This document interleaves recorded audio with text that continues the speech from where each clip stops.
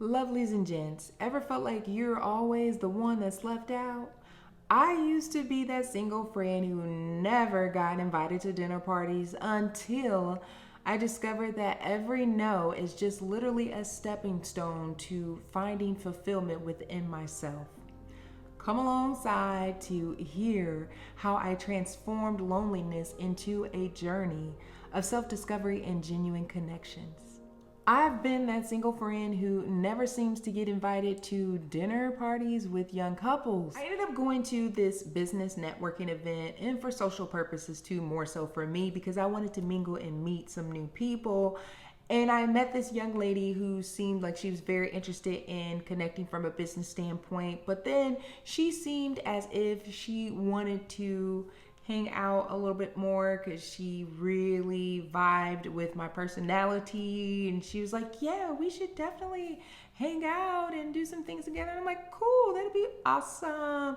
Well, I noticed that she started to distance herself from me when she realized that I was single. And I kept inviting her to different events, and she would be making excuses and declining.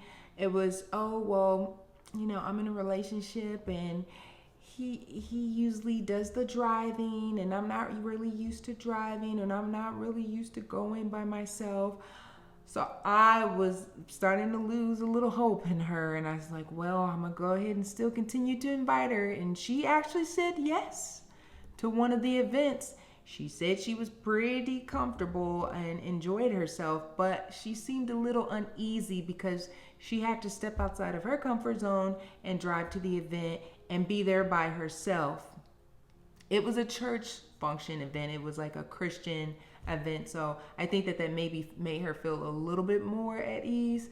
But you could tell she was definitely being stretched for sure. I kept inviting her to events because I'm thinking, well, I finally got her to something. Maybe she'll continue coming. Negative. No, didn't come. And she made more excuses after that. So I just continued to carry on with my life. I was just like, I can't keep chasing after someone to come to events where she's pretty much told me she doesn't like going by herself. I finally entered into a relationship at that point, and she would send messages to me, text messages sporadically just to check in and see how I was doing, but we wouldn't get together physically. Then she said, hey, oh wow, you have a boyfriend now? We should hang out. We should all get together. And I'm thinking, oh, okay, you want to hang out with me now? I'm in a relationship. Well, certainly, let's get together. And for a while, things felt as if they were finally shifting in the positive direction. She was accepting invitation after invitation with her and her significant other. He ended up coming to all types of events. We were out at restaurants. We were out at entertainment events. We were hosting parties at our place, and they were present. But when my relationship unexpectedly ended, she stopped coming around. And that did sting for a little bit, and it hurt a little deeply. I'm not even gonna lie. I, at this point, ended up kind of retreating inward and had my moment because I was thinking, singleness, why is it treated like it's a plague or it's a curse? People tend to act as if being single is something to be pitied or avoided. And this experience, it really had me thinking, had my wheels turning, and I said, I do not, when I eventually find love and I get married, I do not want to lose my identity. I want to maintain healthy friendships and a fulfilling social life outside of just my spouse. So during this time, I went on a quest to find out more of who I am, self-discovery journey.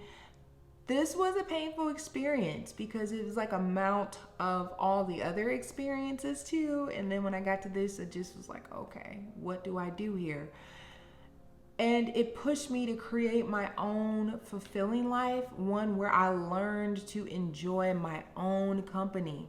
And I really started to try to create and cultivate a stronger foundation of what self-love looked like to me. And I said self-love was a reflection of God's love for me.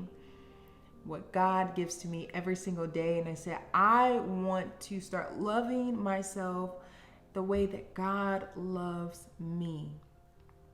And I started to take different actions. I started going to solo dining, embracing that, because I'm never really a person who enjoyed going out to eat by myself. Now I can cook a meal and put a steak in that skillet and enjoy cooking and eating it for myself at home in the comfort of my place. But just really stretching myself and pushing myself to go out, I actually discovered that spending that alone time with myself was beginning to be a point of joy for me. I started diving into reading more books about God and Christianity and exploring a little bit more of personal hobbies, but I didn't want to go overboard.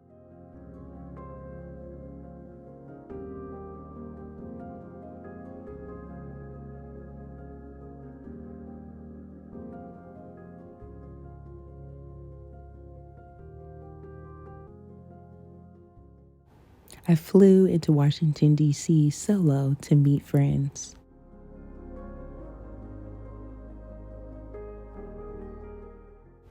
Roasted my single troubles away along with eating some good old marshmallows.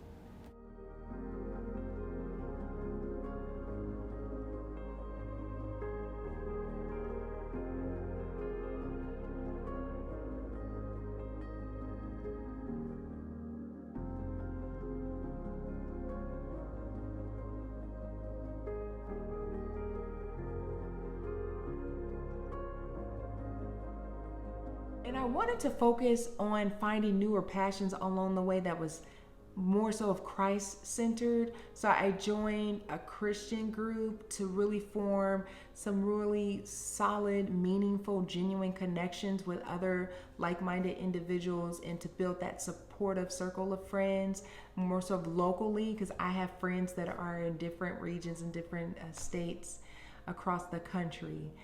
And in regards to mentorship, I had a strong desire to want to be around older married couples.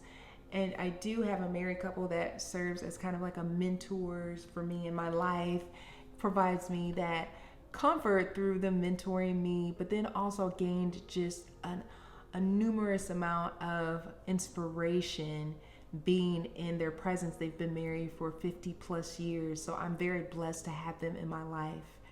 I know I may get a little bit of controversy around this, but valuing your independence, I know within our society it gets a bad rep, but one thing that I can say, your relationships, they should enrich your life, not define it, and maintaining a sense of identity even in love. You gotta know who you are and whose you are, okay? Your journey is uniquely yours. Embrace every single moment. Make intentional choices and build the life that you want, alone or with others. Choose you. Tell yourself to come home to you. Fulfillment does not depend on those external invitations or external validations. It comes from within your heart. So let's inspire each other to live a life that's full and authentically you. Thank you for watching Embrace the Single Table, because you're never truly alone. In the meantime, let's live a joyous and fulfilling social life with ease and cheer. Ciao!